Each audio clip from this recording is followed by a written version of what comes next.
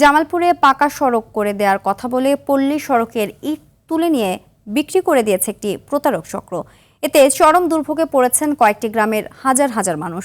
সড়কে বৃষ্টির পানি জমে সৃষ্টি হয়েছে খানাখন্দ, ফলে ব্যাহত হচ্ছে স্বাস্থ্য, শিক্ষা ও কৃষিপণ্য পরিবহন সহ সব ধরনের সেবা।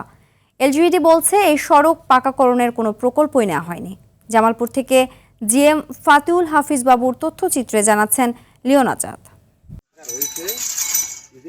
জামালপুর সদর উপজেলার রশিদপুর ইউনিয়নের প্রত্যন্ত গ্রাম গজারিয়াটা। কয়েক বছর আগে পাখুল্লা ভাঙনি ঘাট থেকে গজারিয়াটা ভাঙা ব্রিজ পর্যন্ত 2 কিলোমিটার সড়কটি ইটের সোলিং করা হয়। এতে দীর্ঘদিনের দুর্ভোগ থেকে মুক্তি পেয়েছিলেন কয়েক গ্রামের মানুষ,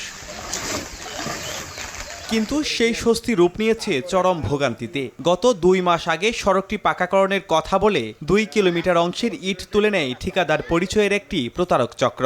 শুধু এই সড়কটি নয়, একইভাবে আরও 2 সড়কের ইট তুলে নেয়ার ঘটনা ঘটেছে। ইট তুলে নেয়ার পর স্থানীয়রা জানতে পারেন এই সড়ক পাকাকরণের কোনো প্রকল্পই গ্রহণ করেনি এলজিইডি।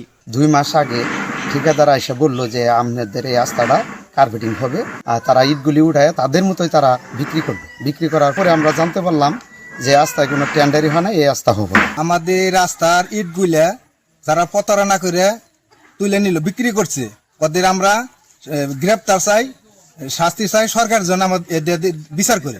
সড়ক থেকে ইট চুরির এই ঘটনায় ইতোমধ্যেই স্থানীয় জনপ্রতিনিধি মামলা দায়ের করেন। এলজিইডি কর্মকর্তারা বলছেন জড়িতদের বিরুদ্ধে নেওয়া হচ্ছে আইনি ব্যবস্থা।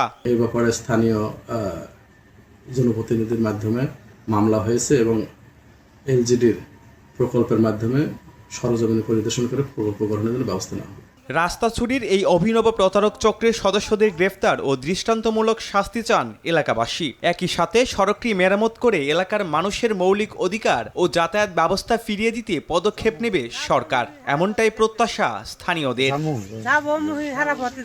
Leone Azad, RTV।